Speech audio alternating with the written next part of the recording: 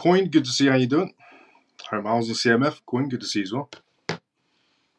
Brother Miles, how are you? I'm doing great. Below, how you doing? CMF, let's go. Rico, hello Miles. When has the bull run gone? Has the bull run? Where is the bull run gone? It hasn't gone away. Hyper Sniper, good to see you as well. How you doing? How you been?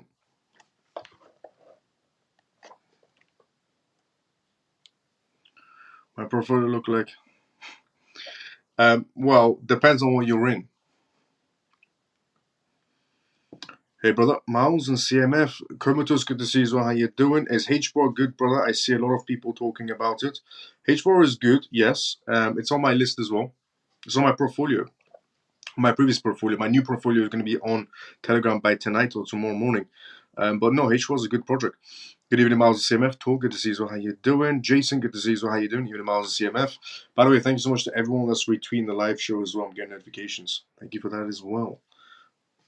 But no, H4 is a genuinely good project. There's nothing wrong with it. A legitimate project. Also, today we have a lot of news to go through as well. So obviously we have the Ripple and SEC news to go through on tonight's live show. We have the Ripple EVM sidechain that's just been activated as well to go through the amendment. And we have Ripple's CEO confirms full commitment to XRP to go through as well on tonight's live show. We have breaking news regarding the CIF, how they submitted a FOIA inquiry on SEC's management of debit box case. So the debit box case scenario is expanding. They're trying to make the SEC look bad and tarnish their reputation, which is a good thing. But we'll go through that tonight's live show as well. We've got news to go through regarding President Joe Biden and how he's going to be vetoing the HJ, essentially Res 109 over the SEC's digital asset rules.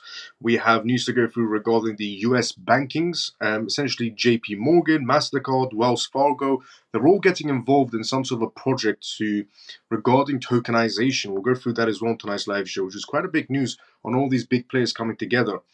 We've also got news to discuss regarding Grayscale. Grayscale just recently pulled their Ether application regarding their ETF, which is an interesting play. We have news regarding the UK Financial Conduct Authority to go through as well regarding regulations. We have news regarding Bitpanda and how they're expanded into Dubai with a bank partnership. We have news regarding institutional crypto firms and so many things to talk about regarding traditional aspects and DeFi space coming together. We have news regarding Van Eck to go through as well regarding their new index fund. We have news regarding Argentina, how they're following the footsteps of Elon Musk when it comes to cryptocurrencies. We have news regarding proposed US Blockchain Integrity Act to go through on tonight's live show. And we have news from former CFTC chairman and how he says the future is going to be full of CBDCs, stablecoins, and cryptocurrencies working alongside each other. And that's coming from the former CFTC chairman. We have news regarding CBDCs right at the end of the live show as well. But quite a lot of things to go through on tonight's live show. Very mixture of news to go through on tonight's live show.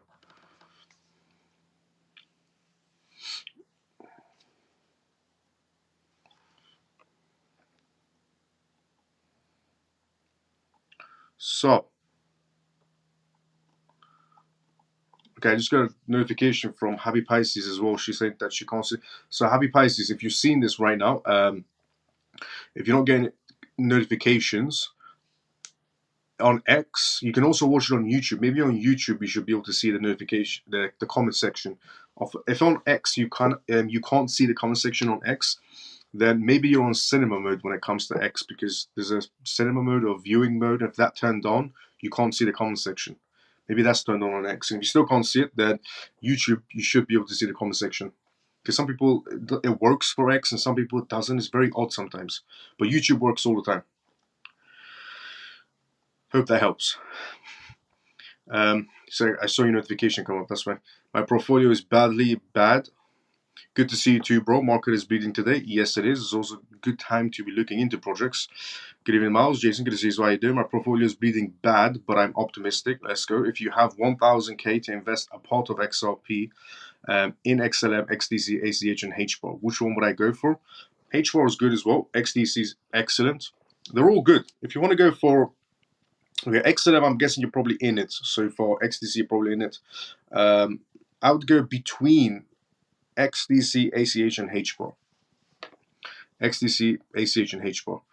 What change you have in your portfolios? What change do I have in my portfolio? It's just up and down on the projects. I've moved someone around. Yes, Brad said 100% committed for XRP. I did send it in the CMF. Let's go. Good evening, Miles and CMF. Free and forever. Good to see you. What you doing, Miles? What do you think about Alice and LimeWire coins? Alice, I have to look into. But LimeWire, I mean, if you really want to go for it, it's a project that's just there, is what I would have to say. Troy, good to see you as well. How you doing? Any news on Mr. 100? We'll go through that. Good evening, Professor Miles and the rest of the family. Funky brother, good to see you. How you doing? Miles, I could not comment on X, although I did retweet. Let's go, Funky brother. Thank you so much for that. On X, you need to click on the chat to see the comments. Okay. Oh yeah, on X, if you want to see the chat, you have to move your finger up and down on the screen to be able to see the comments, or click on the comments button. If anybody's using X right now. I'm watching you on YouTube. Let's go, Funky brother. Hi, Miles of CMF. Dennis, good to see you as well. How you doing? How you been? So, before we start off this live show, just like always, I have to do the disclaimer of this live show. So, if you're watching this for the first time ever, this is called the CMF live show, where we talk about how the world is evolving into a digital space. The camera was on an angle. Welcome to the CMF live show. If you're watching this for the first time ever, and we talk about what's happening around the world regarding the digital space. We talk about cryptocurrencies, CBDCs, politics as well, because weighs in altogether regarding regulations and so on. And we also do Q&As, which means if you have any questions, put it down inside the comment section. I'll be more than happy to answer any questions you may have. We are right now live on X and YouTube. If you're having difficulties being able to comment on X, then you can tune in on YouTube. You shouldn't have any difficulties on YouTube, because some people do. And the disclaimer of this live show is not financial advice, not political advice, and whatever I say is only for entertainment purposes. So welcome to the CMF live show. If you're new and if you're a regular, let's go CMF. The first news of tonight's live show is obviously the Ripple news to go through because of the remedies. But we have a mixture of news to go through on tonight's live show. But we're going to start off with the Ripple news. Mike, good day, Miles and family. Mike, good to see you. How you doing, brother? And perfect timing on the first news. Lawyer predicts Ripple win in SEC case. Good news looming? ? The landmark legal battle between Ripple Labs and the SEC is nearing its conclusion.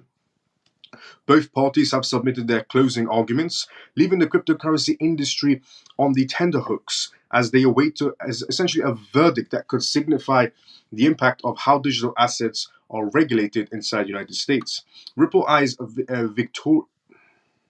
Joe, good to see you. How you doing? Ripple eyes a victory as the final arguments conclude. Prominent lawyer Jeremy Hogan, who has closely followed the case, believes Ripple has a strong chance of winning in its final arguments.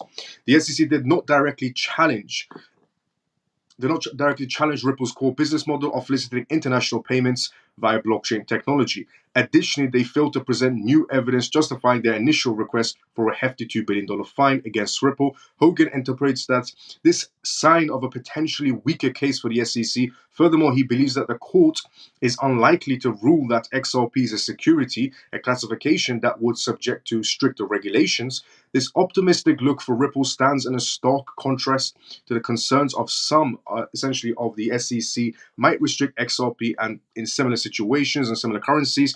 Also weighing on essentially what Michael Saylor said, that Bitcoin is the only one that's going to be surviving. That's not the case, but Michael Saylor is an intelligent person. We'll put that to one side. Saylor's opinions highlights the broader uncertainty surrounding the SEC approach to cryptocurrency regulations. The contrasting penalty amounts proposed by each side raises further questions about Ripple's hefty $2 billion fine for selling XRP to institutional investors. Ripple counters with a significantly smaller figure of $10 million. Lawyer Jeremy Hogan warns that if the SEC prevails and focuses, essentially, or forces Ripple to pay $2 billion fines, Ripple might be forced to sell a large portion of its XRP holdings to meet the financial obligations. This, in turn, could lead to a significant drop in the price of XRP, potentially harming many retail investors who hold the cryptocurrency. Now, this is a lawyer's perspective on this matter. Anybody can give a perspective on this matter. A decision essentially which is far-reaching implications. Hogan concerns underscores the potential negative consequences the SEC actions could have on the entire cryptocurrency market. The final decision on the Ripple versus SEC case will have far-reaching implications for the cryptocurrency industry in the United States. A victory for Ripple could provide much-needed clarity for crypto companies by establishing a clearer regulatory guidelines. With closing arguments submitted, the Ripple versus SEC case nears its conclusion. This verdict will not only define XRP's fate, but also cast a long shadow over the entire US crypto market. A clear decision will provide long-awaited regulatory clarity, while ambiguous one could leave the industry in a limbo, impacting innovation and investor confidence. So, this is a perspective from a lawyer's side. Now, this particular lawyer is obviously not a lawyer from the actual Ripple case, but he's given his own opinion on the matter. And in his opinion, the case is coming to a conclusion. I agree on that part with him. On the other side of him essentially stating that it could also go sideways and Ripple has to pay a hefty fine, possibility very low. But him mostly weighing in on that the SEC will lose and Ripple will have to pay a very much more smaller fine is what's most likely going to be happening. And so far, what the SEC has filed in recently, it's a very, very, very weak argument. What the SEC essentially has filed in is a very, very weak argument. It does seem to be, it's going in the favor of Ripple so far. And I do believe the judge is going to rule in the favor of Ripple in terms of the fine, not actually in terms of, favoring Ripple, because this is just all for one big fine, but as in a lower fine is going to be paid rather than a higher fine. Now, the next news to talk about is Ripple EVM sidechain activates new XRP amendments details, which we're going to go through right now. But before we do that, let me go inside the comment section. Joe Morrison, let's go. Evening, Miles of CMF. How you doing? Miles, I can comment on YouTube, but I minimize the screen to do it. Okay. I think if this helps, I think you have to turn the screen around to see the comments as well on YouTube. Good evening, Miles and CMF. Manny, good to see you as well. How you doing? Good evening, Miles and CMF. David, good to see you as well. How you doing? Evening, Miles and CMF. Pierce, good to see you as well. How you doing? George, good to see you as well. How you doing? Hi, Miles and CMF. Let's go. Now, next news on tonight's live show is this. Ripple EVM sidechain activates new XRP amendments details. In a significant move, Ripple partner Peerset announces their new amendments to the XRP ledger. The EVM sidechain have been activated following community approvals. The two amendments have been applied will enable new transaction fees in XRP and the activation of Cosmos IBC. On May 1st, Pierce launched two new key proposals, 33 and 34, to upgrade the network to adjust XRP fees and enable IBC and Cosmos tokens. Amendment 33 would allow updating the network gas price to make essentially configurations more similar to production environments. This step is critical for the network security and scalability. Transaction fees should be minimal, comparable to Binance's Smart Chain or Polygon. Amendment 34 will activate IBC channels connecting the network to Cosmos, which is an interesting one. Cosmos ecosystem, enabling cross-chain applications. The community essentially approved the amendments, which are now in effect following a 7-day voting period that ended on Monday, May 6. The Ripple EVM sidechain, a proof of concept extension to XRP Ledger's protocol, is designed to bring a full programmability to the XRP Ledger ecosystem. It enables developers to deploy EVM applications on the XRP Ledger with a few chargers, eliminating the requirements for network votes for each application. The EVM sidechain uses a proof of essential authority (POA) consensus method and is directly connected to the XRP Ledger via the XRP Ledger bridge. This core technology for the XRP Ledger sidechain consensus is a Comet BFT, a fork of Tenmet that is a fault-tolerant engine for blockchain developments. With the new update, the XRP Ledger EVM sidechain might become more appealing to developers who wish to test it out for their own applications as yet not available on the production mainnet. So Ripple's sidechain is getting activated, not on the mainnet yet, but it is getting activated through Cosmos, is an interesting part. It does seem like, what David Schwartz said, essentially, that long time ago, a while ago, David Schwartz said that the XRP Ledger is going to become the Google of the blockchain space, where everything connects to it. We could slowly see that happening regarding the EVM. It's a first step towards that sector, let's say, regarding what David Schwartz said. But we are getting very close to XRP being connected to chains or bridges, let's say. And this is the start of the first bridge. Good move, honestly. The next news we're going to go through on tonight's live show is that Ripple's CEO confirms full commitment to XRP. There was a video circulating of Brad in Las Vegas 2024 show, which just recently happened, where Brad does say, he's 100% behind XRP. And if anybody sees it otherwise, essentially they're a moron. It's something that I said a long time ago as well, that Ripple didn't just go to court for nothing, because a lot of people don't understand one simple factor. Before the Ripple versus SEC case, okay, before this major Ripple versus SEC case, the SEC actually went to Ripple. How do I know this? Well, everybody can know this if they listen to Stewart. Who is Stewart? Well, Ripple's lawyer. Ripple's lawyer came out and said that before all of this battle, SEC versus Ripple, the SEC went to Ripple and said, let's just declare your XRP as a security. You pay a small fine, everything goes away. Ripple said, no, we want to battle you in court. There's a reason why they battled out XRP. A lot of people say, well, because they didn't want to pay a fine. Well, the fine was extremely small at the beginning of Ripple versus SEC, before there was ever in a case. The fine got bigger as the case continued. So they could have paid a small fee and forgot about everything and made XRP a security before the case even started. But they decided to fight for XRP in a very, very long and expensive battle. And people still say, well, Ripple doesn't care about XRP. Of course not. That's why people spend $200 million in court. I don't know anyone that spends $200 million on something that they don't care. But Ripple's CEO did confirm this, and they are 100% behind XRP at this event, the Las Vegas event. But yeah, a lot of people don't know that, and now they do. But before we read that, go into full detail, let's just go to the comment section. Money, let's go, David, let's go. I've read the whole remedies today on X. I think you're right, Miles. Ripple will have to pay a fine, and the case will come to a close. Let's go. Yeah, definitely. This case is going to come to an end this year. All I'm saying is that I hope you're prepared. If anybody's watching this, I hope you are prepared, because this case is coming to an end this year. It's because it's coordinated to come to an end this year. This entire year is about regulations, institutions, and banks, which is Ripple's entire clientele. Everything happens for a reason inside the corporate sector. I'm from the corporate sector. SEC are trying to stop Ripple from issuing the stablecoin and are trying to get the injunction on Ripple from selling XRP as a security token in the future. It's true, but they're going to fail. They're going to fail miserably. Now, Ripple's CEO confirms full commitment to XRP. The certainty of Ripple's commitment to XRP has sparked concerns among XRP community members. However, Brad, CEO of Ripple, has addressed these doubts, reaffirming that XRP's central role in the company's strategy is a central role in the company's strategy. Okay, so XRP, major role in Ripple. Source of investors' uncertainty. Several factors of the past few months contributed to the unease. One was the announcement of Ripple's oncoming stablecoin launch.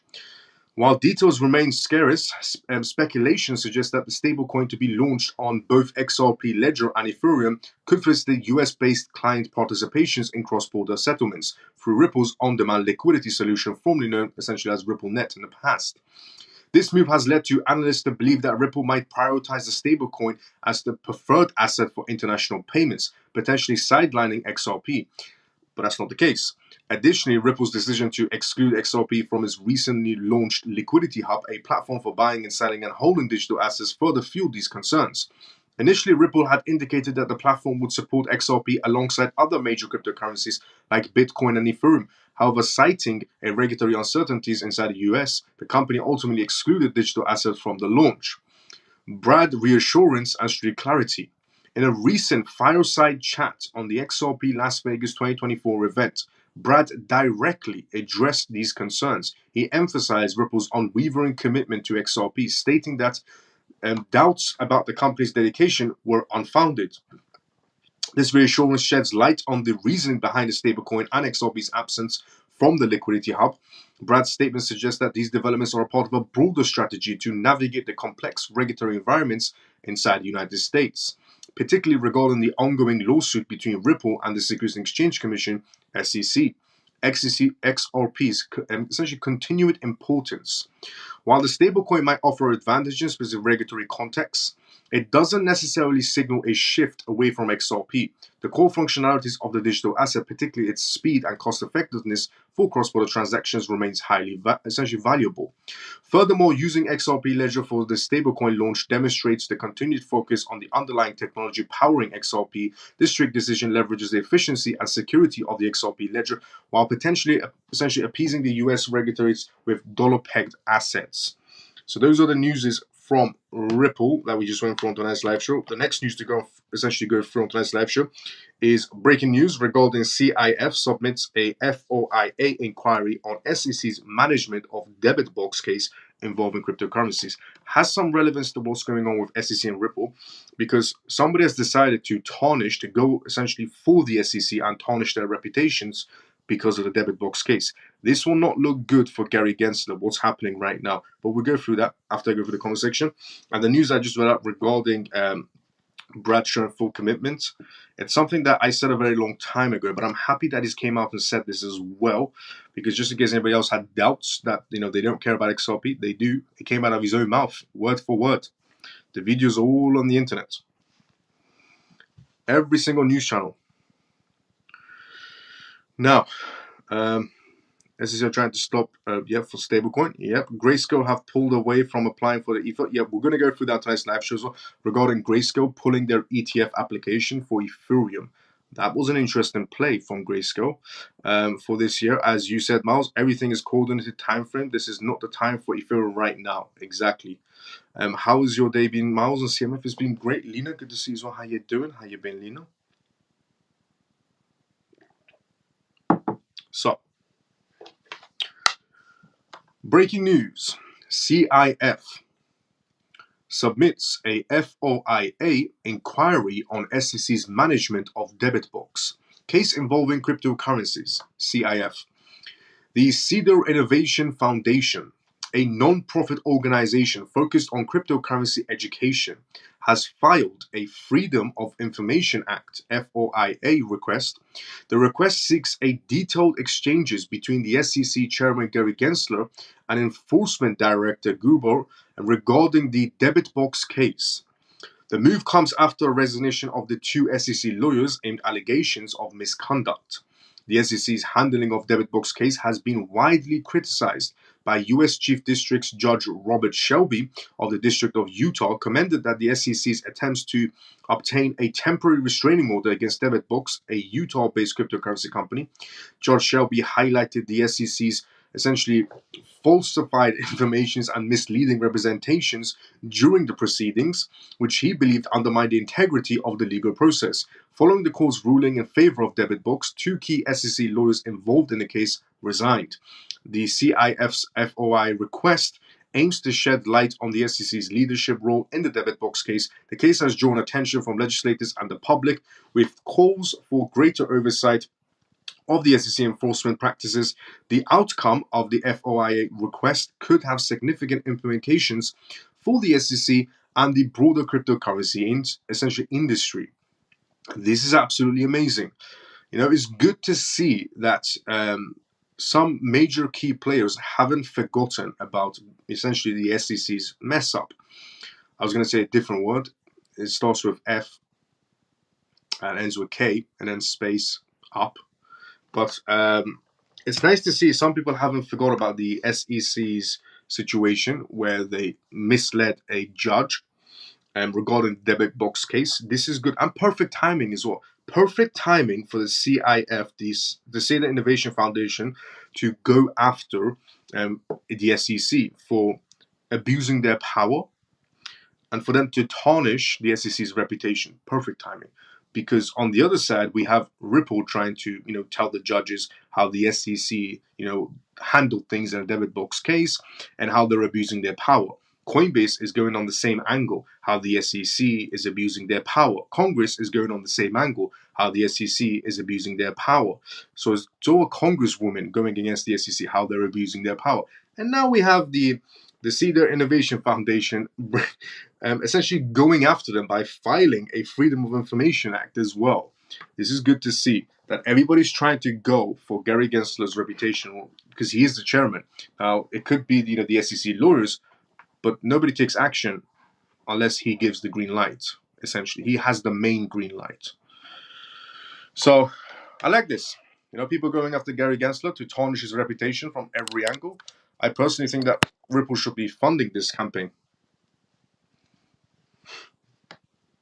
Honestly, I would, if I was going up against Gary Gensler, I'd be funding multiple campaigns against him like that. That's how you stifle people in their footsteps and how you get replacements coming in, as in Gary Gensler getting replaced. Now, the next news to go from tonight's live show is this one. Biden poised to veto HR Res 109 over SEC digital asset rules. So we go through regarding what Biden is going to be vetoing and regarding some regulations in the crypto space. Before we do that, let's go to the comment section. And Miles, tonight I will read your mind again. I will know what you will read out loud. Let's go, funky brother. Biden poised to veto the HR Res 109 over SEC digital asset rules. President Joe Biden is poised essentially to veto the HMJ Res 109, a legislative proposal aimed at revoking SEC Staff Accounting Bulletin SAB number 121. The bulletin enforces essentially requirements on financial entities managing digital assets, which some lawmakers seek to overturn. The White House argues that eliminating these provisions could undermine the Securities and Exchange Commission's ability to safeguard investors' interests and maintain financial system stability. Congressional essentially response, a fraction with Congress, supports the resolution, contending that the SAB 121 represents regulatory overreach and imposes an undue of burdens on financial institutions. Patrick McHenry, chairman of the House of Financial Services Committee, has criticized the regulation for demanding that banks meet heavy capital and essentially liquidity requirements. Similarly, Congressman French Hill challenged the necessities of holding reserves against custodial assets, stating that this deviates essentially from typical financial practices. Industry and legislative pushbacks. The debate contends into the industry, with entities like Chamber of Digital Commerce criticizing the government's stance. Their chair policy officer, Cody Coburn, highlights the difficulties of the SAB's 121 crates for rebuttable essentially custodians. Representatives like Mike Flood and Willie Nickel also expressed concerns, suggesting that the bulletin may increase risk by limiting custodian options, potentially essentially heightening the approaches, a potential veto. The discord between governmental regulatory objectives and the crypto sector continues to escalate. Okay, there's some major situation going on inside the United States. In a very simple form, there's something major going on inside the United States where the idea of self-custody, if it continues like this, it hasn't happened yet, but if the idea of self-custody inside the United States could be tarnished in some sort of a way. Now, because two reasons. One, Joe Biden pretty much vetoes anything or signs anything in general, and also Joe Biden is a complete buffoon or moron in simple sense. So the idea of it could be tarnished, the idea of self-custody could be tarnished. But the good thing is also that Joe Biden's presidency might be coming to an end, and there are multiple other people waiting in line to become the next president of the United States. So maybe that doesn't happen inside the United States, or maybe it does. But I don't think he can pass laws that quick. But knowing how corrupt the government is a possibility. But it could be tarnished regarding self-custody. This little weasel, Gary, is diverting all the big players in the country to move away from the US to the other parts of the world, which is really bad for the economy. Yes, it is, definitely. A lot of companies have closed up shop. A lot of blockchain companies have closed up shop and moved outside the United States, especially when the FBI got involved. And when the FBI went after one particular crypto project, which was inside the privacy section, the rest of the privacy sections inside, the rest of the privacy projects inside the United States decided to just close up shop, because it's one thing having the SEC coming after you, sending you letters trying to take you to court, or the CFTC sending you letters to try to take you to court, but the FBI doesn't send you letters. The FBI just comes in and arrests you and takes you. So you can see why a lot of people started moving very scared inside the blockchain sector, when one privacy project got taken down, the rest of them inside the United States, one by one, started to move out the country and close down shop. Do you think BlackRock is just saying they are pulling out of Ethereum ETFs to manipulate? Well, it's not BlackRock, it's Grayscale. So do I think Grayscale is just pulling out of ETFs to manipulate the market like China did in the past with Bitcoin? There's always a possibility. When it comes to these, massive corporations, massive institutions, there's always a possibility of them trying to manipulate the market in every sort of angle. So, I'll give you an example. Because everybody sees it as some small factor, but there's more layers to it, essentially. Sorry, Grayscale, yeah.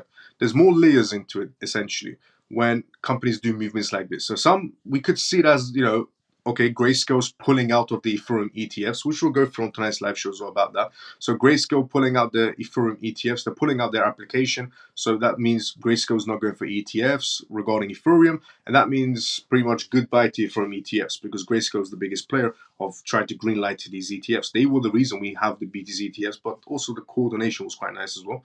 But they are the reasons why we got the Bitcoin ETFs, because they took the SEC to court and the green light was given. And now we have Grayscale removing their application. So we could see it as, okay, maybe Grayscale sees it as Ethereum isn't going to get an ETF. And the chances are very low, so they pull their application. But there's also the other aspect. They could have just left their application. A rejection is a rejection. They could have just left their ETF application to get rejected.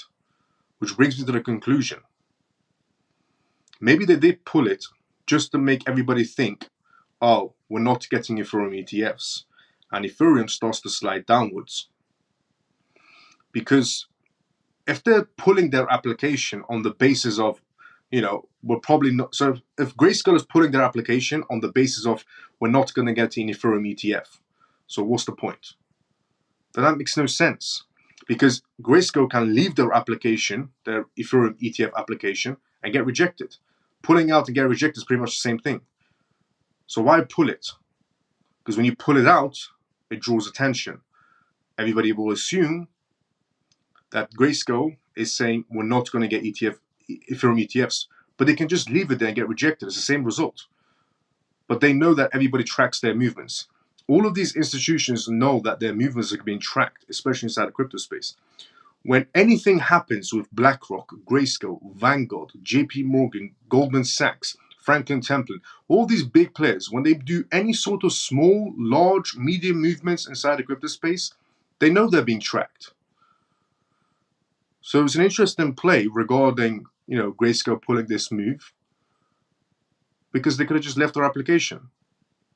A rejection or a pullout is pretty much the same thing. So maybe they pulled it out just to make the price of Ethereum slide downwards, because they could have left it in. It's the same result. And they know they're being tracked, so it draws attention. They're very good at manipulation, these institutions. It's never as it seems. There's always more layers to it. It's never as it seems. I'm inside the corporate sector, I'm telling you right now, it's never as it seems. There's a lot more layers to it. So they could just be pulling it to manipulate the play. Is what I was going to say when we get to that news, but we're saying it now because I got to ask the question. Good evening, Miles and CMF, or good to see you. How you doing? It's like when, it's another example. It's like when a massive whale or a massive corporation moves Bitcoin to an exchange. They know their wallets are being tracked. All the whale wallets are being tracked 24/7. You get tweets about it on X. This whale moved this much Bitcoin. This whale moved this much Ethereum into this exchange. And then automatically you would assume, oh, the whale moved all of this Bitcoin into this exchange to sell, is what you would automatically think. And then you go to sell, or you go to short the market. You see what I mean? The whale doesn't even have to sell his crypto assets. The whale can just move his crypto assets to an exchange because he knows it's being tracked. And then people automatically assume sell. He doesn't have to sell. He can just move it to the exchange and move it back. Just by him moving it to the exchange, you think he's going to sell. But there's the other layer to it where he doesn't. He's just trying to manipulate the markets. Because they know they're being tracked. They play both sides. They're very smart at it.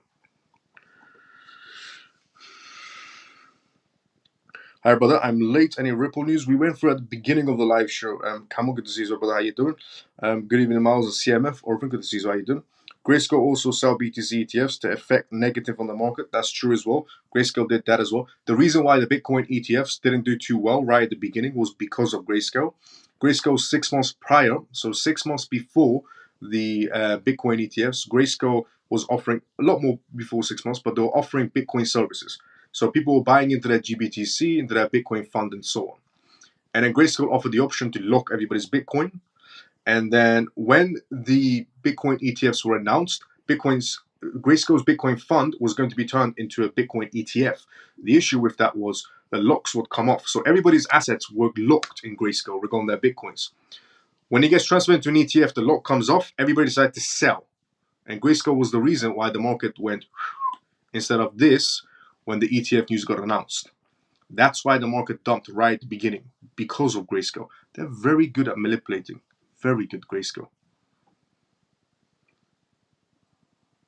There's also, they were offering a 1.5% fee, which means nobody was going to be buying them. It was just exits. The locks came off, everybody was just exiting. That's why the market's dumped right at the beginning. Everybody else was telling you, oh, buy the rumor, sell the news. But nobody really knew what the actual manipulator was. That's what it was. And I said this at the beginning. I said this right at the beginning. That they were locking people's assets in. Before the ETF news got announced, before the ETF news got green lighted, I said this on this live show. That Grayscale is going to be the one that. So yeah, that's true. Maybe Grayscale know that Gary is living on a short timeline, so they will wait until he is removed when they apply again for the Ethereum ETF. There's a possibility, but a rejection is a pullout. They can just leave it in to get rejected. Any Ripple news I missed? Yes, right at the beginning. We'll go through at the end again on the live show, at the end of the live show, Camel. But the gist of it was essentially, so far, the SEC is not looking too good. And Ripple just launched their EVM, but not on the mainnet yet. But we'll go through at the end of the live show as well. Now, the next news to go through on tonight's live show is this US banking. And it also could be regarding Funky Brother, regarding the Grayscale situation. It could also be, it's not the perfect time yet. But it's interesting. Rejection or pull up, pretty much the same thing. Now, US banking titans, JP Morgan, MasterCard, and Wells Fargo investigate ledger-based settlement using essentially tokenized assets. According to a recent announcement from the Securities Industry and Financial Markets Association, the SIFMA, a group of members from the regulated US financial sector have launched a regulated settlement network, an RSN, proof of concept, POC.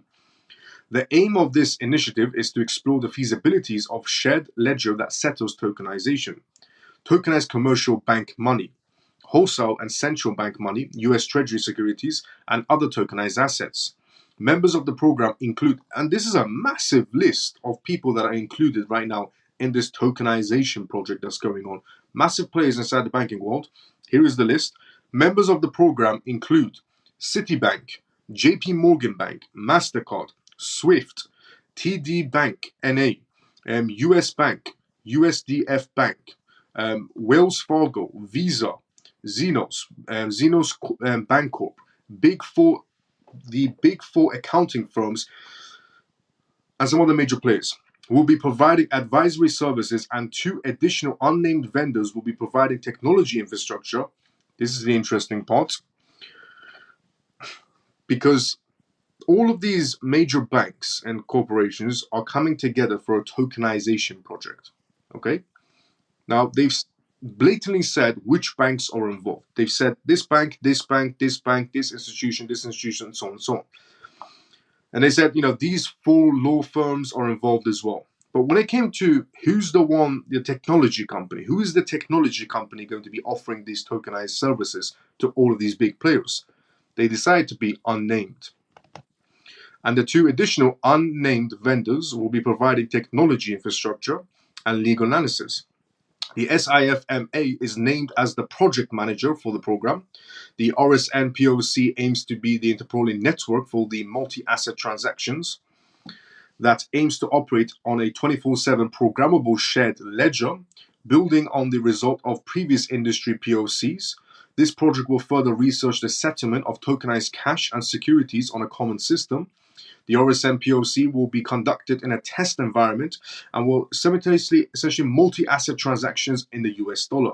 The POC aims to highlight opportunities to improve the operation of the multi-asset settlements for domestic users of financial instruments inside the US dollar. Industry reactions and future implications. Raj, the Executive Vice President of Blockchain and Digital Assets at MasterCard, commented on the initiative, stating that as blockchain technology continues to mature, it will be critical for public and private organizations to partner closely to explore how it can be applied to solve for real-world pain points and improve efficiencies.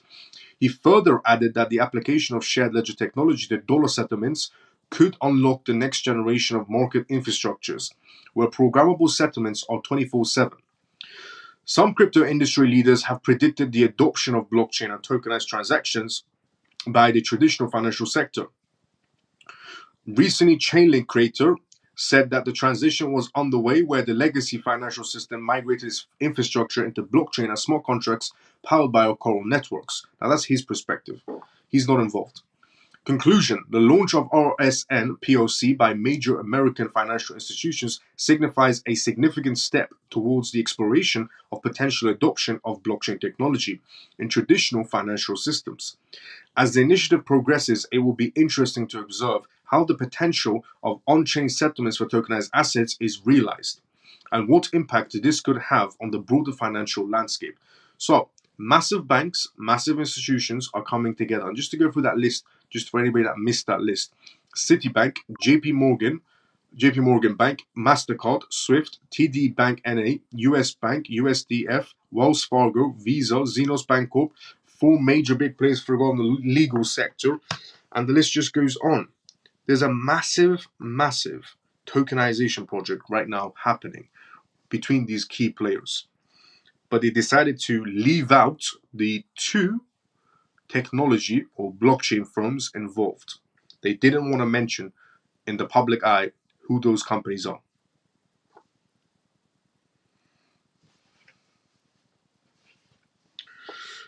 Now, the next news to go from tonight's live show is the Grayscale situation regarding Ethereum pulling out the application.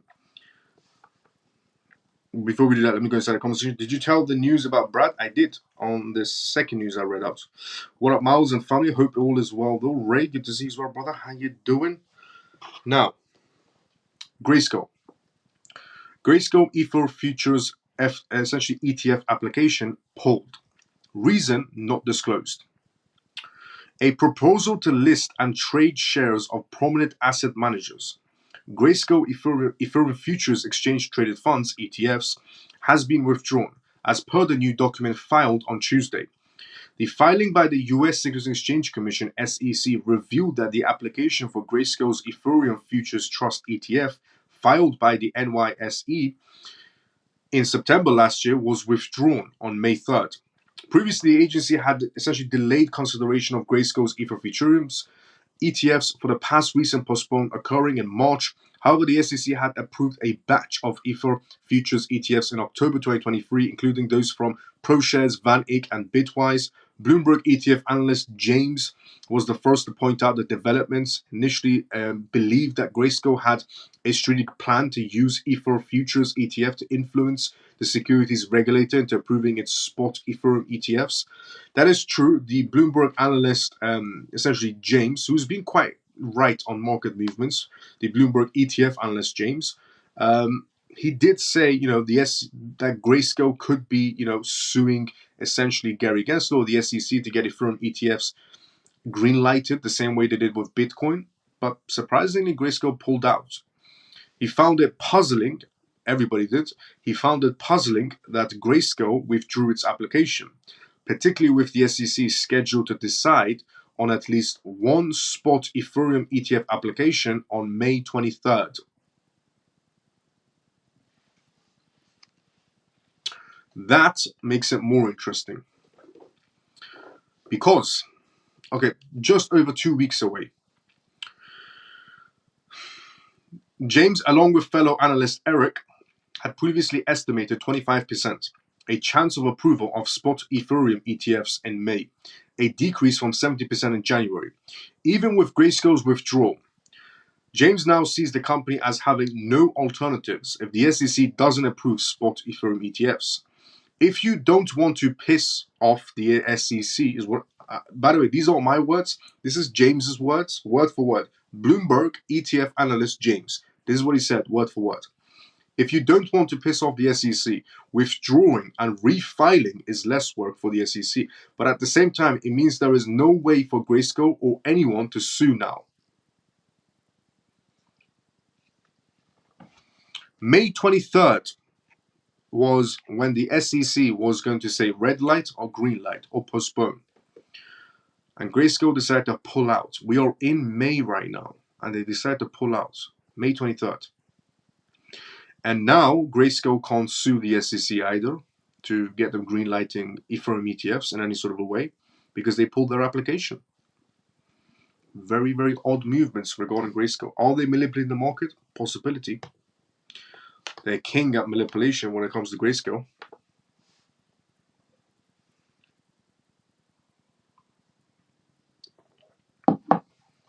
All of these major institutions are, to be fair. Do you think Ripple is one of them? Do I think Ripple is one of them regarding the previous news that I read out that major banks are coming together? If anybody's tuned in now as well, I was talking about how major banks came together. They're doing a massive tokenization project, and they didn't mention who the technology companies are that's doing the tokenization project. But the list of banks, I mean, Citibank, JP Morgan, the list just goes on. Possibility, yes, very, very incredibly high. Chainlink and XRP is what Frankie Butter says. I say the same scenario. They're both in a good play for it.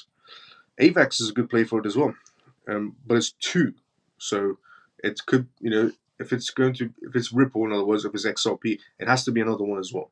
So Chainlink and XRP makes sense. What Frankie Brother said. Is it true that the SEC is planning to consider Ripple stable coin as a security? It's not true that the SEC is trying to make it a security, but they're trying to stifle its movements before it launches. They have to prove it's a security first, which they haven't been able to. So they are trying to stifle its movements, yes. But it also comes back to what I said as well. If Ripple is confident enough, okay, so before this new remedies came out, I said a few nights ago on this live show, I said if Ripple is confident enough to be announcing a stable coin, first of all. I said second of all, if Ripple is confident enough to be, announcing it in June time, and then with Brad saying by the end of the year, we're going to have a Ripple stablecoin. That means Ripple is confident enough that this case comes to an end this year. Because otherwise, they wouldn't release a stablecoin. They would not release a stablecoin if this case was going to continue. They would never release a stablecoin this year if this case was going to continue. Because they know that the stablecoin would be thrown into the case as well. So they're confident enough to know that the case comes to an end this year for them to mention by the end of the year the Ripple stablecoin will be coming out. It's all about the movements. It's all about the quarterly movements. And what do you think? What do you think? Well, that's why the SEC is trying to throw it inside the case as well. So Ripple's confident of this case is going to come to an end, and what the SEC is trying to do with the stablecoin won't even matter because this case will come to an end now. What do you think will impact the altcoins the most? Ethereum ETFs or XRP lawsuit gets settled? Definitely XRP lawsuit getting settled. And when Ethereum gets an ETF, obviously it's major news. Ethereum gets an ETF, major news. The altcoins will be going up, Ethereum will be going higher. It's going to be major news. But nothing's going to be more major inside the crypto space of Ripple versus SEC coming to an end. Okay? Ethereum ETFs is massive news. Don't get me wrong. When we get a green light for Ethereum ETFs, it's massive news. But there's no other big news inside the crypto space than the gladiator battle that the SEC and Ripple went through. For that to come to an end, it's going to be the biggest news inside the crypto space. AVAX, and it'll be the biggest push for the rest of the market as well because it has implications, as a broad implications, because regulations will come after, and we know what's a security, what's not a security. So many things will become so clear. So, AVAX and maybe SUI. AVAX and maybe SUI. possibility, or AVAX and Ripple. That's also possible. If there is two, no way in hell Ripple isn't one of them. That's what Cam will say. Let's go. Now, next news is this. UK's FCA seeks balanced crypto regulations by merging TradFi and DeFi approaches. Matthew Long, the Financial Conduct Authority Director of Payments and Digital Assets, emphasized the necessities of this strategy for effective regulations during his speech at the FTA Crypto and Digital Asset Summit on May 8th. Long stated, this is what he said word for word, this is coming from the Financial Conduct Authority inside the United States. What we're trying to do is take the best of traditional finance and understand the nuance of the system that we've got. He elaborates that the regulatory framework should mirror the existing structures in traditional finance, but adapt to a unique challenges of cryptocurrencies. The UK's Financial Conduct Authority (FCA) aims to strike a balance with regulating cryptocurrencies by merging the best elements of traditional finance, TradFi, and decentralized finance, DeFi. This approach is to ensure neither over-regulations nor under-regulations disrupts the growing crypto markets. This includes recognizing the global nature of the crypto market, which necessitates a responsive regulatory approach. The simplest and most straightforward answer is that the FCA are trying to take the best of the traditional finance, so it's the same risk, same regulations, and not a reinvent of the wheel, Long noted, adding, but we must and we absolutely must respond to the differences in cross-border globalization. Otherwise, so to be frank, it's a bit of a loon, essentially. Just to put in perspective, the United States gets Gary Gensler, who's an absolute moron. The United Kingdom has the FCA, the Financial Conduct Authority. They are moving a lot more intelligent when it comes to the crypto space, because the UK, unlike the United States and Gary being in charge, or Sleepy Joe, the UK does want to become a crypto hub. They want all the blockchain businesses to come inside the United States. They want them to come here.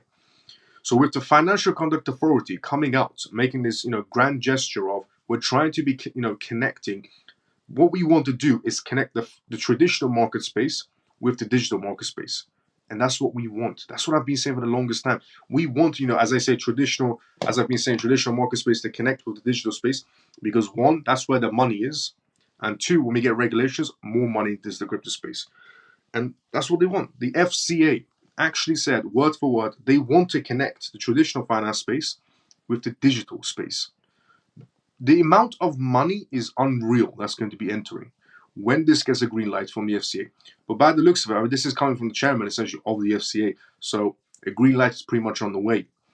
During his discussions, Long pointed out that some regulatory aspects previously considered straightforward by the FCA turned out to be complex, and vice versa, indicating a learning curve in adapting regulatory measures to crypto-specific issues. This, what he said again, Matthew Long is an absolute genius. Absolute genius. Okay? Because what he just said here is something that Gary Gensler struggles with. Gary Gensler, is trying to use regulations that were made a very, very long time ago when there was no such thing as blockchain technology, and he's trying to apply those regulations to now. He's trying to apply regulations of securities that before blockchain was invented to now, which makes zero sense.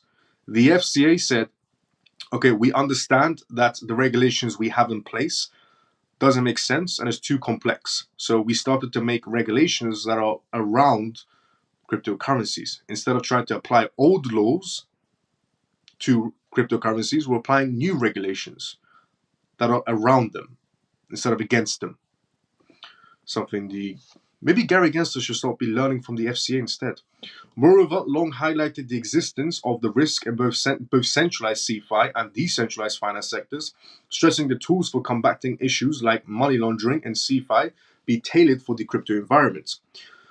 This is part of a broader FCA initiative to foster a cleaner, safer, and better crypto market. The UK's increasing involvement in the cryptocurrency space is evidenced by the FCA's recent activities. Since 2020, the authority has approved 38 out of 300 applications from the crypto firms, reflecting its proactive stance in essentially regulating the sector. Additionally, the FCA has enhanced its capabilities in monitoring and preventing market abuse and illegal crypto advertising as well. This underscores the UK's commitment to establishing a regulatory yet thriving crypto economy. Amazing. Honestly, what the FCA is doing right now is absolutely amazing for the crypto space. Just by connecting the traditional financial space to the digital financial space, expect a humongous amount of money. It's essentially what we're going to be seeing. Just by connecting those two markets, it opens doors and windows and everything else, and everything starts flowing in. And for them to understand, for the FCA to understand, we can't apply the same old laws to blockchain technology because it makes no sense. That's why we've designed new laws that apply to cryptocurrencies. But Gary Gensler, he wants to apply security laws when blockchain wasn't invented. And best part is, Gary Gensler did a speech on a TV channel. FCA did a speech as well on a TV channel. Gary Gensler, I read out what he said yesterday, and this is what the FCA said today on TV.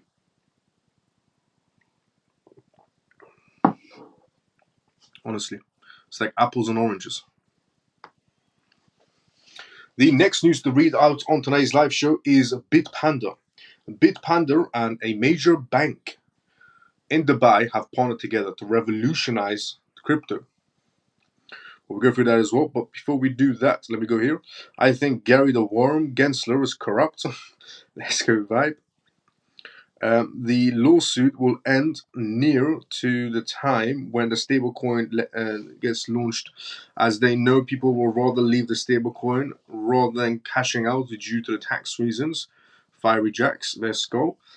Miles, I swear I have your crystal ball now, as I have received all these news today from your ball. Let's go, funky brother. Now, the next news. Bitpanda. Bitpanda and Raiffeisen Bank unites to revolutionize crypto in Dubai. Bitpanda, the European crypto exchange, announced its partnerships with Raiffeisen Bank, the Vienna-based unit of the Austrian lender. The deal is designed to offer crypto services to customers at 55 Raiffeisen Bank branches across Austria. Earlier this week, the exchange revealed the opening of a new office in Dubai. It is worth noting that this major milestone for the company, as it marks its first expansion outside of Europe. Just like how Bitpanda chose UAE as its destination for expansion, the CoinRise reported in 2022 that OKX Exchange, a crypto asset trading company, was licensed to provide services to qualified investors in the country. Although Europe's clear regulatory frameworks has paved the way for many exchanges companies to thrive in the crypto industry, it is also taking a big step forward to implement the market in crypto assets. Regardless of Bitpanda has decided to explore how there are essentially new horizons by testing the waters in Dubai. Bitpanda and Raiffeisen Bank enjoying regulatory clarity in Dubai. UAE is ahead of the game with its virtual asset regulatory authority and friendly stance. VRA has taken the lead among other jurisdictions when it comes to regulating virtual assets. The Gulf Tiger has caught the attention of several crypto exchange companies and investors as it leads the way in creating a favorable environment for crypto. In 2022, the CoinRise reported that 21 Shares, a crypto investment product firm from Switzerland, introduced a physical Bitcoin exchange traded fund product, ETF, in the country, riding on the regulatory boost. Blockchain.com, a London-based cryptocurrency company, was also granted a provisional license to conduct businesses in Dubai.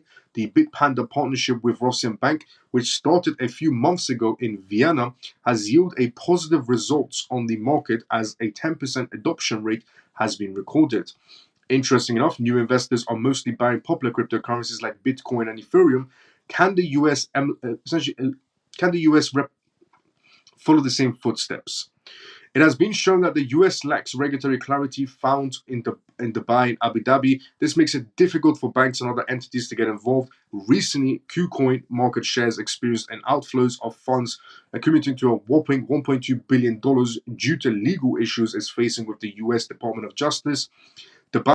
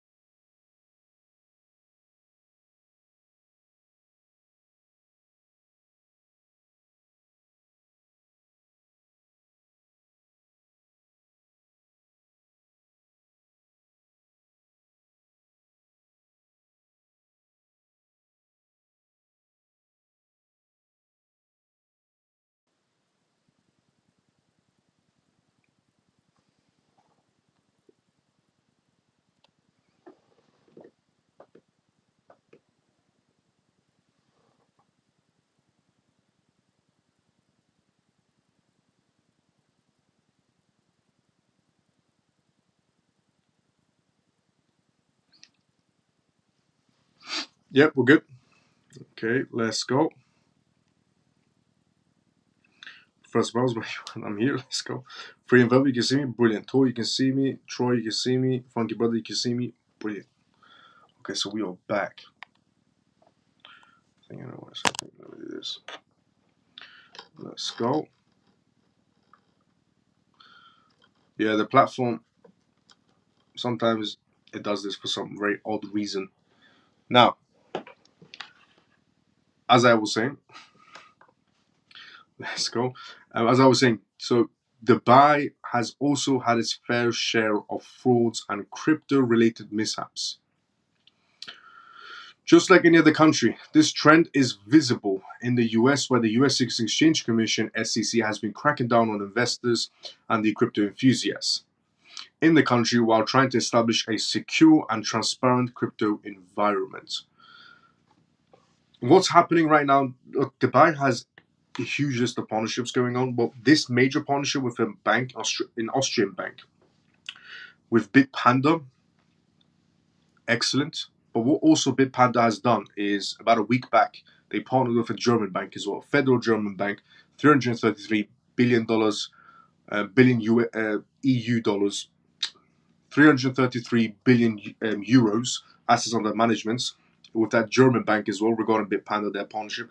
And now Bitpanda's got another partnership with another bank. Bitpanda's doing quite well for themselves. And regarding the adoption rate, massive. This is going to bring so much adoption regarding the banking sector, regarding their customer base, their client base. It's just going to bring so much money inside the crypto sector.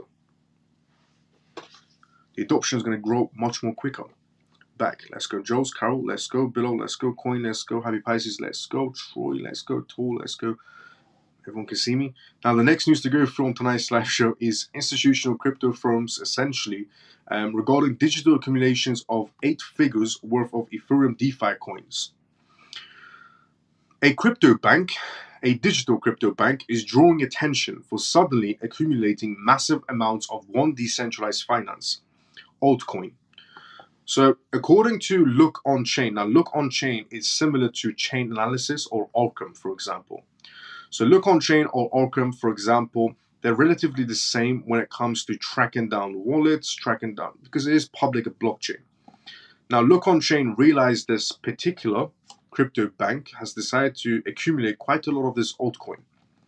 Blockchain tracking firm Look On Chain says the digital bank has used 13 wallets in the past month to accumulate more than $49.4 million worth of Maker, the native token for the DeFi protocol Maker. The most recent purchases came on Monday, with the digital bank using 2 newly created wallets to acquire $6.28 million worth of the MKR from Binance, according to Look On Chain. MKR is trading for $2,816 at the time of writing, down 1.4%. That's 24 hours. Look On Chain also noticed one savvy, deep-pocketed investor made a quick $3 million after buying a massive amount of Bitcoin during the last week on regarding market corrections, with the top crypto assets dipped into the high 50,000 range. Make more than $3 million in just 4 days. The whale who brought BTC at the bottom on the 3rd of May deposited 767 BTCs, around $48.46 million to Binance for profit after the market dropped. Now, this is a bank doing these movements. There is a bank, a digital bank, that for some oddly reason has just purchased, using 13 wallets, MKR assets. They haven't disclosed why they're going for MKR. There's no partnerships between them. I checked. There are no partnerships between this bank and this particular crypto project. But I look into more on reasons why this bank is so heavy-footed on this particular altcoin. Just want to bring that out there if anybody wants to look into the project themselves as well. I don't personally hold Maker. I've never held Maker at all. But it's interesting to see why a major digital bank has decided to go heavy-footed on Maker in 13 different wallets in the past month. They're just purchasing. Now, something very odd has happened inside the crypto space. Very, very odd. Van Eck has decided to launch a meme coin index for crypto investors. Van Eck Market Vector has unveiled the meme coin index, designed to track the market capitalization of the 6 largest meme coins. The market capitalization of the 6 biggest meme coins is closely monitored by its index, which caps of the weightings of the individual coins at 30% to ensure a fair representation. It serves as a valuable tool for both institutional and retail investors, providing insights into the dynamics and burgeoning meme coin markets. Presently leading the index at, this is what the index is in right now, 30.77% in Dogecoin, emphasizes well-established presence. At 28.34%, Shiba Inu is a close second. The remaining weightings are completed by newcomers Pepe at 14.51%, Dog with Hat at 12.54%, Floki at 7.14%, and Bonk at 6.7%. The tool offers institutional investors and retail investors a methodological way to enter the volatile meme coin market. The index lessens the need for direct exposure to specific coins by providing an aggregated view of the most significant assets.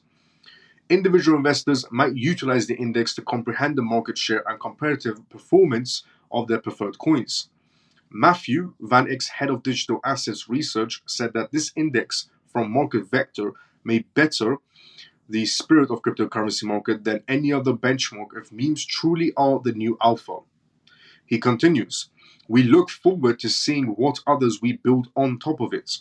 The meme coin index has increased by almost 202% in the last year, despite a slight decline recently. This shows how quickly this particular area of cryptocurrencies regarding the market is growing and how much speculative interest there is. So, Van Eyck, for some very, very odd reason, Van Eyck has decided to create a meme coin index where they're tracking a few meme coins, the ones I mentioned regarding Shiba Inu, Dogecoin, Dog with Hat, Floki Inu, Pepe, and Bonk. Now, you might see it as, oh, this is interesting. Van Eyck is, a lot of people might see this as well, that, oh, Van Eyck is trying to offer meme coin services, for example. But what they're actually trying to do is distract everybody. Okay, there's not a single institution interested in meme coins, but as long as they get the retail section distracted into this zoo animal tokens, it's good for them because they don't want the retail section to be going for the correct path, which is the ones that the institution is actually using to build on regarding that tokenization and so on. Just to put in perspective, for example, JP Morgan using AVAX on a sidechain, Citibank using AVAX on a sidechain. JP Morgan has never mentioned AVAX, Van Eyck has never mentioned AVAX, Citibank has never mentioned AVAX. But the projects they're never going to be using, or they're essentially mentioning inside of an index fund. They could also argue part regarding Bitcoin ETFs, but it's an interesting one. Miles, not your favorite topic, Pepe and his zoo animal tokens? Definitely not. I mean, they're trying to milk everybody dry, okay? So just because you see Van Eyck creating an index for meme coins, don't fall for their tricks. They're just trying to distract everybody and milk everybody dry so nobody focuses on the main projects. Everybody's too distracted by these projects. Nobody get fooled. Van Eyck is not going full frontal inside of meme coins of Pepe, for example. But it's a good distraction for the retail section to think that they are. Which means the retail section will focus on memes instead of what really matters, which is utility, which is what the banks are actually using. As I said, major banks today, for example, were doing tokenization projects. And they didn't mention the projects that are essentially involved in it. Now, Argentina. Argentina takes a major Bitcoin step following Elon Musk's hint impact on BTC value. The mining operations will take place at the Bajo del Toro thermal power plant, which is operated by YPF Luz. The innovative approach involves using a waste gas which would otherwise be released into the atmosphere to power 1,200 Bitcoin mining machines. This not only provides a new revenue stream, but it also contributes to environmental sustainability. So another Bitcoin mining institution is going to be placed in Argentina. Now, Argentina said that we're going to be following the footsteps of Elon Musk by going, full blockchain, full crypto, and so on. And Argentina wants to go full digital as well. And they're following the footsteps of Elon Musk. They're venturing into more Bitcoin spaces. They're venturing into Bitcoin mining institutions, which I think is great. According to GDA CEO, The political and innovation-friendly climate in Argentina has never been stronger for cryptocurrencies because it opens the doors for more cryptocurrencies, particularly Bitcoin. He noted that a significant percentage of the population already uses cryptocurrencies and stablecoins as a hedge against high inflation. As a result, cryptocurrencies are seen as a solution to these issues, and this fact is being recognized by countries in Central and South America. Conclusion: Genesis Digital Assets expansion in Argentina represents a significant development in the global Bitcoin mining landscape.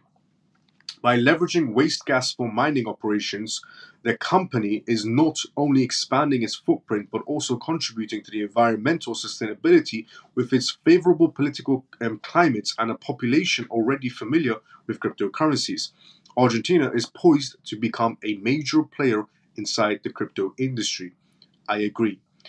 Argentina is definitely going to become a massive player inside the crypto space because they're not giving up on their ideas. I mean, they're the first ones to do a tokenization hotel from Hilton Hotel. They'll be one of the first ones to go fully crypto, essentially.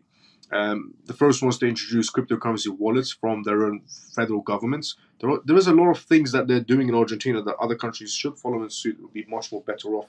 But honestly, it's definitely going to become a major player if they continue like this. Now, proposed US Blockchain Integrity Act would ban crypto mixers for 2 years. Now we do have one ban, going on right now regarding the self-custody situation. So we have the self-custody situation inside the United States, which I talked about at the beginning of this live show. Right now there's another ban going on inside the United States, which is privacy coins, which is a big issue for projects like Monero, Dash, and some other key players inside the privacy section. A proposed US Blockchain Integrity Act would ban crypto mixers for 2 years. A bill has been introduced inside the United States House of Representatives to ban cryptocurrency mixers for 2 years. Now, after 2 years, most likely going to be banning even more. Called the Blockchain Integrity Act. The Blockchain Integrity Act. It is sponsored by 5 Democrats, led by Sean. Sean defined a crypto mixer in a statement as a pool that allows users to generate a new address and withdraw their funds without revealing the link between the depositor and the withdrawal address. The bill will temporarily prohibit financial institutions, including cryptocurrency exchanges, virtual asset service providers, and any other registered money service businesses from accepting funds that had gone through the mixer or to allow funds to be withdrawn directly to the address of the mixer. Every violation will be subject to a civil penalty of up to $100,000. If anybody uses any of these privacy tools inside the crypto space, they could be liable to a $100,000 fine. During the 2 years, the Treasury Department would compile a report detailing a wide range of information. The report will include an estimated percentage of transactions with mixers that involve illicit finance, legitimate use of mixers, the capacity of a law enforcement to track or prevent transactions and regulatory approaches to mixers taken in other jurisdictions. Representatives Bill Foster, Brad Sherman, and Elmer Clever are co-sponsors of the bill, which has yet to go to committee. Sherman, who has long recorded a crypto opponent, was quoted by Kasten as saying, "Cryptocurrency's intention is right there in the name. A form of hidden money used by illicit groups, sanction evaders, tax evaders, cyber criminals, etc.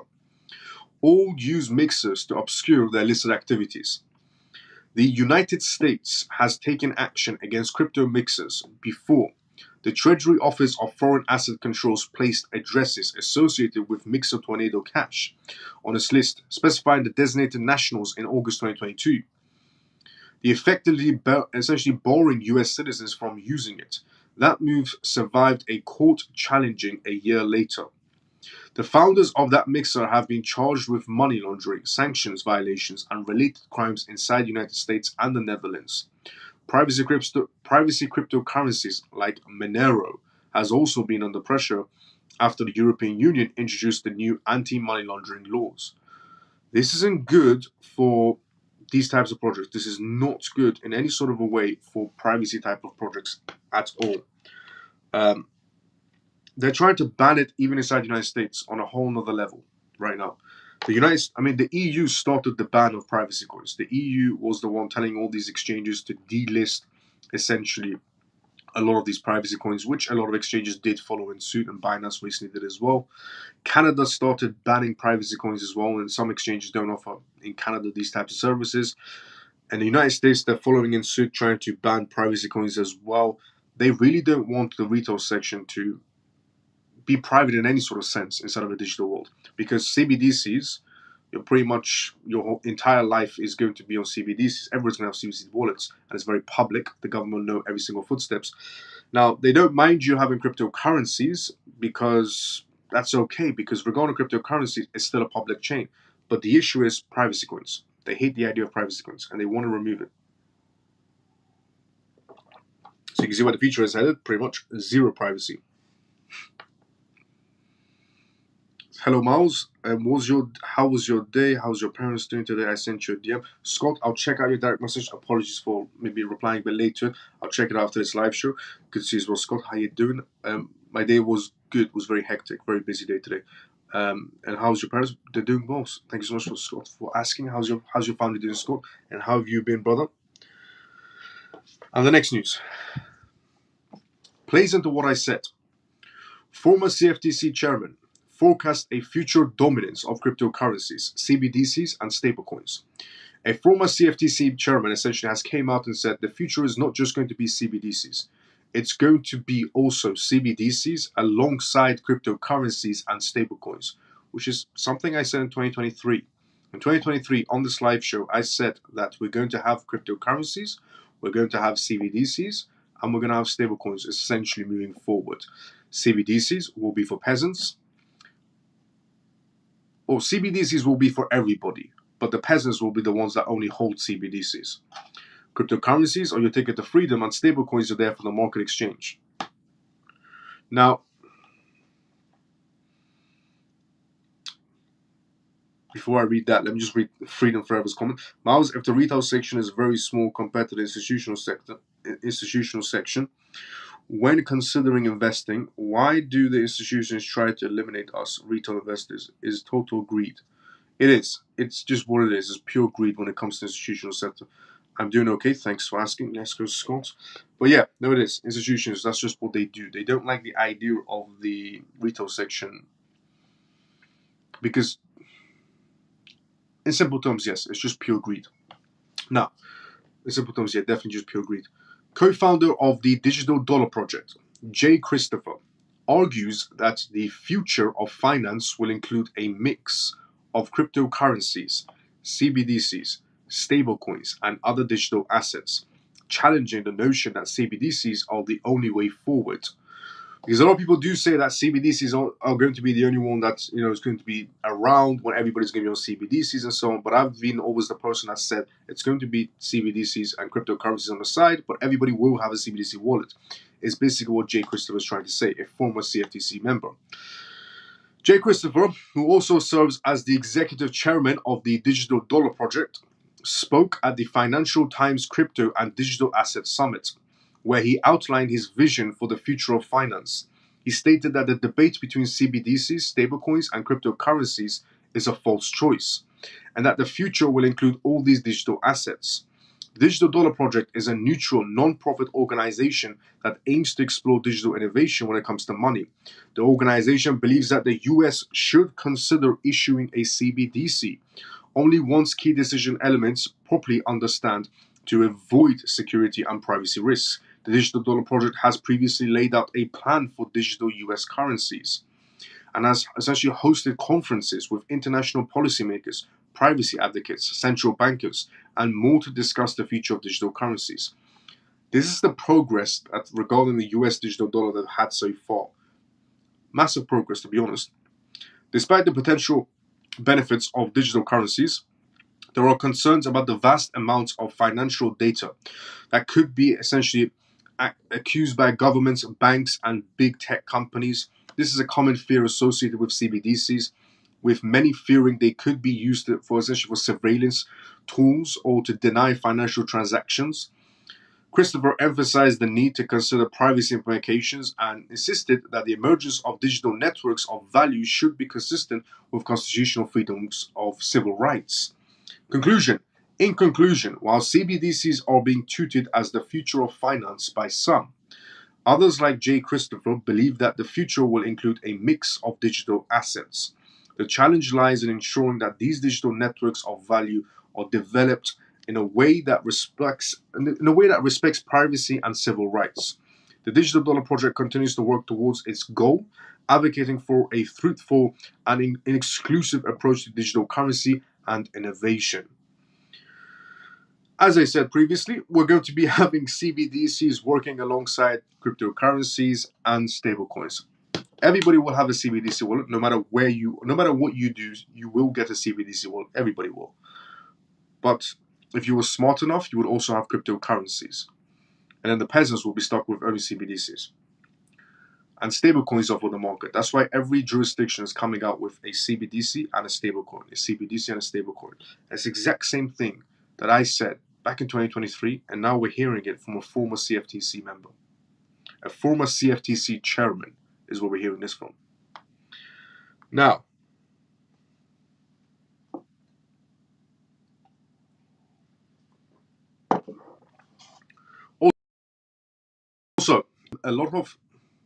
also a lot of African countries are also shifting over into CBDCs. Now, there's a list of African countries that were shifting into CBDCs as well, and the majority of them do have some sort of ripple partnerships going on as well. Now, Rwanda Central Bank proceeds with ambitious retail CBDC project. The National Bank of Rwanda, BNR, has opened up its completed feasibility study on a retail central bank digital currency CBDC to public commits. The BNR is considering a national digital currency that incorporates the latest innovations in the technology and is highly tailored to local conditions. A retail CBDC would advance Rwanda's cashless economy national initiatives and increase the resilience of the financial systems, which is still subject to frequent power outages. The BNR found the central bank accepts to spend $35 million on printing and maintaining its cash supply in the next 5 years, despite its cashless goals. Do you see how they say despite its cashless goals? Every country, every jurisdiction that comes out with CBDCs, they say the testing has been successful. We're going to be, the testing has been successful. We're going to do more testing. We're going to spend more money on research, but we're not going to go digital. I don't know who they're fooling with these lines.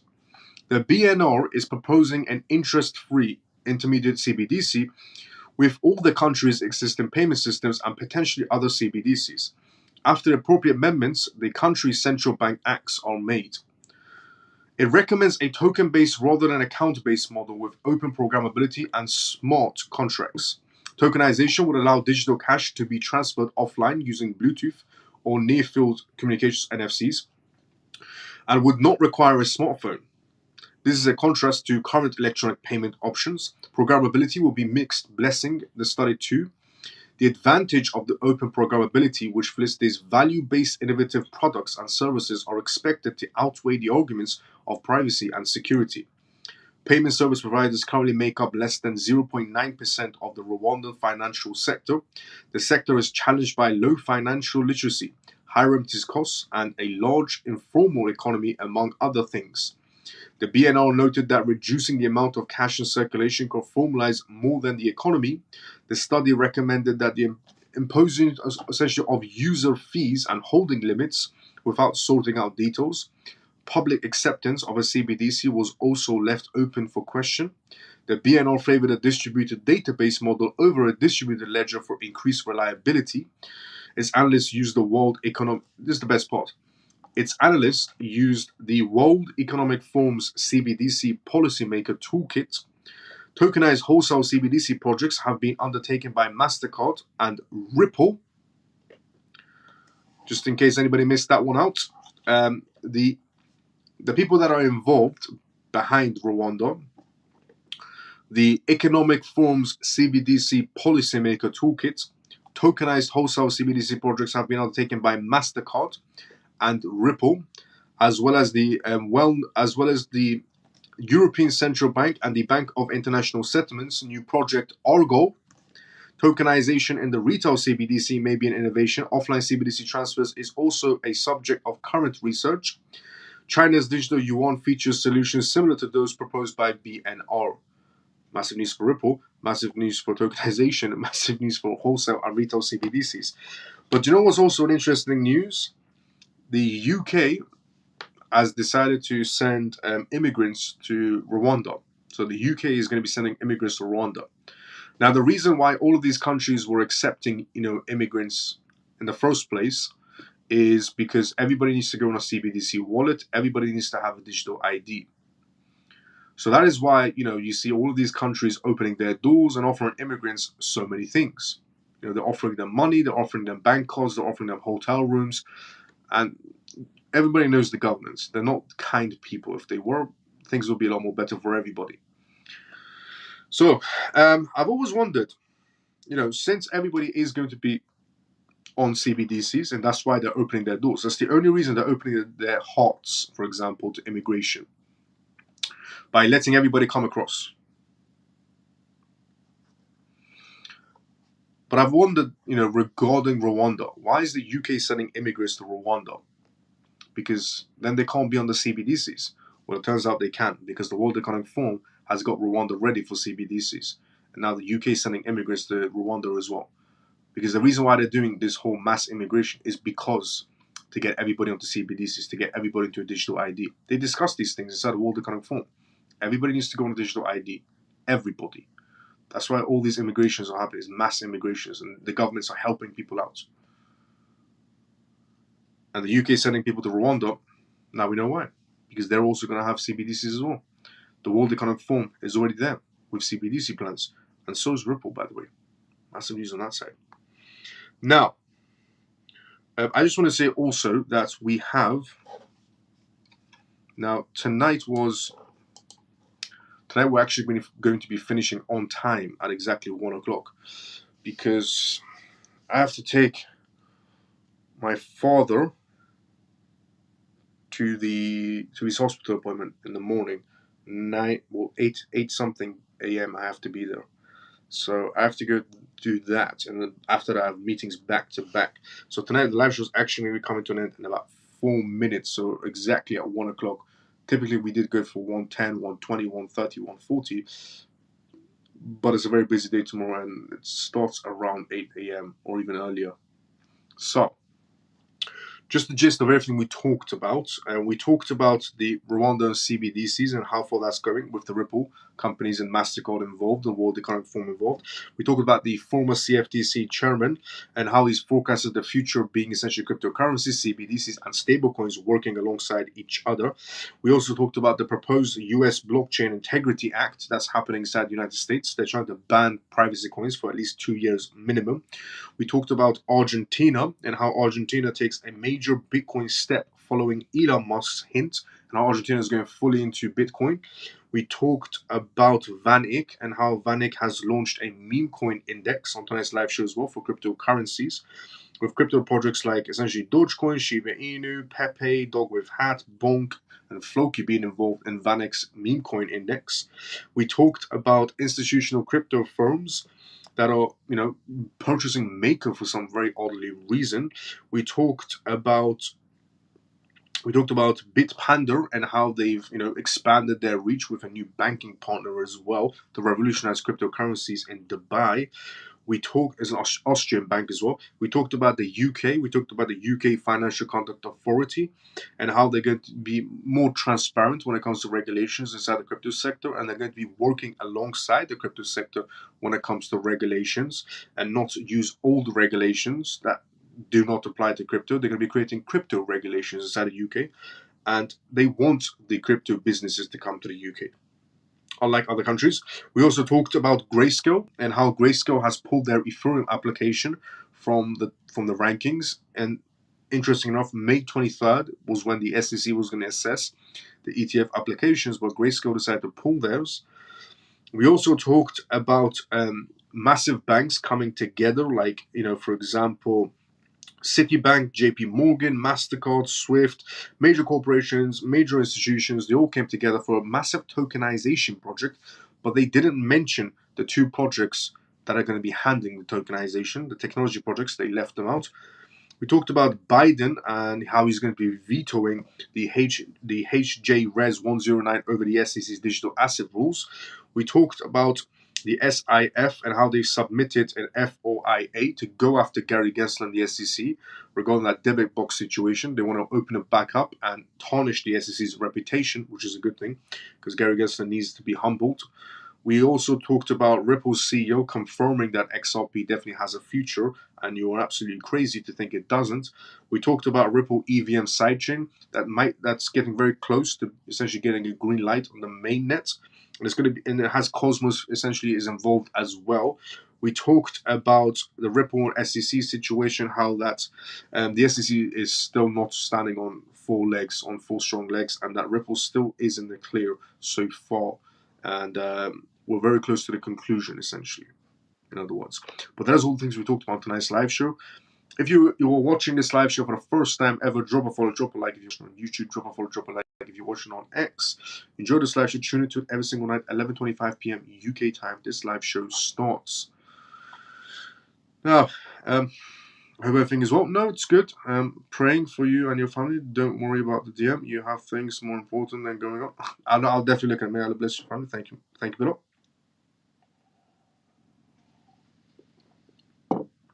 Good night, everyone. See you tomorrow. Orphan, see you tomorrow sometime as usual. Scott, see you tomorrow, brother, sometime as usual. Good night, Professor Miles. Still till tomorrow night. I'm gonna keep your crystal ball until I see you. Let's go, funky brother. Good night, Miles and CMF. Carol, see you tomorrow sometime as usual as well. We will pray it goes well for your family tomorrow, especially that. Thank you so much, funky brother. But everything's good. Don't worry about it. CMF, thank you so much to every single one of you that tuned in tonight's live show. Honestly, I mean it. Thank you so much to every single one of you that tunes in every single live show.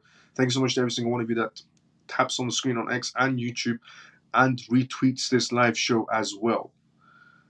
I will see everybody tomorrow, same timing as usual. Everybody have a great day or a good night, depending on where you're around the world. Good night, Miles and CMF. Thanks for tonight. Good night, everyone. See you tomorrow, sometimes as usual as well. I'll see everybody tomorrow, same time as usual. Everybody have a great day or a good night, depending on where you're around the world. CMF, see you tomorrow, same time as usual.